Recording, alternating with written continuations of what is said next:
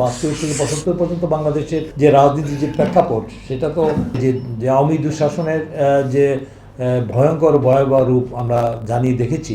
তিনি স্বাধীনতার ঘোষণা দিয়ে তিনি যুদ্ধ করে, তিনি দীর্ঘ 9 মাস রক্তক্ষয়ী সংগ্রাম করে রাজপথে রণাঙ্গনে থেকে নিজে যুদ্ধ করে বাংলাদেশকে তিনি স্বাধীন করেছেন। তিনি সেক্টর কমান্ডার হয়েছেন, আপনারা দেখেছেন যে তিনি বীরুত্তম খেতাব পেয়েছেন।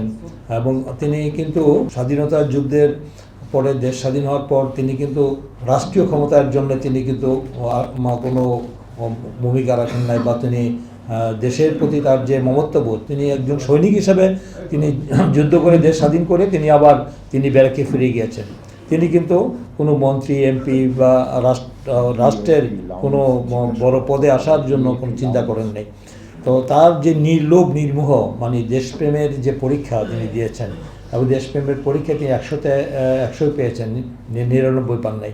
তো সেই ব্যক্তি আমরা দেখেছি যে দেশ জাতির যখন আবার দেশে যখন আমরা দেখলাম 72 থেকে 75 পর্যন্ত তৎকালীন আওয়ামী লীগ সরকারের জাতীয় সরকার গঠন না করে একদলীয় শাসন ব্যবস্থা তিনি কায়েম করেছিল, দলীয় সরকার গঠন করে।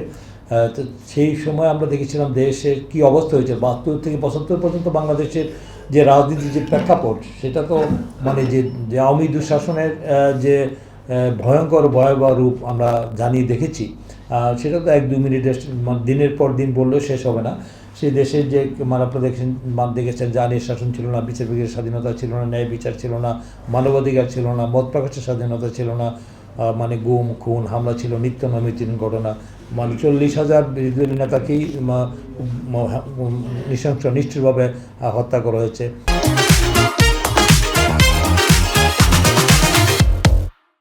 একদলীয় শাসন ব্যবস্থা, বাকশাল মানে মানুষের মুখের শাল।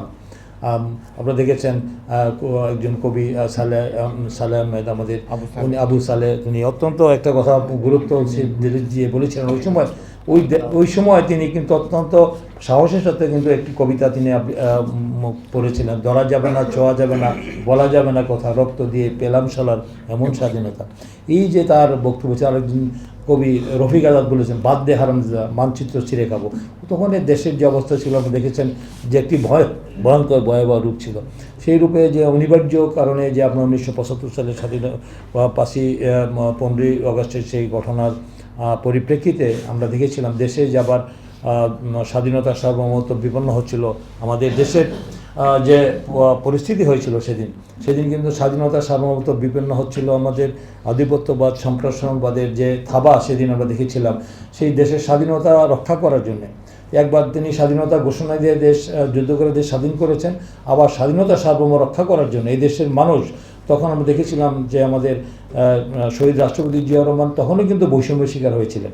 তিনি বয়োজ্যেষ্ঠ থাকার পরেও তাকে সেখানে দায়িত্ব না দিয়ে আমরা দেখেছিলাম যে তার জুনিয়রকে সেখানে তাকে সেনা প্রদান করা হয়েছিল। সেই ইতিহাস আমরা জানি।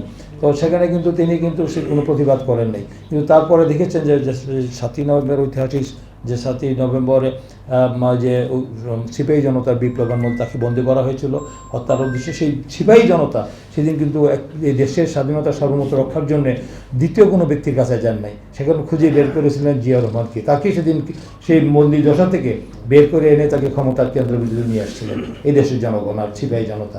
তিনি বুঝতে পারলেন যে এই ব্যক্তি 71-এর সেই 26শে মার্চ তিনি স্বাধীনতা ঘোষণা দিয়ে দেশ স্বাধীন করেছেন। তার পক্ষেই এই ব্যক্তি দেশপ্রেমের পরীক্ষায় 100-তে 100 পেয়েছেন, তাকেই দিয়ে স্বাধীনতা সার্বভৌমত্ব রক্ষা সম্ভব।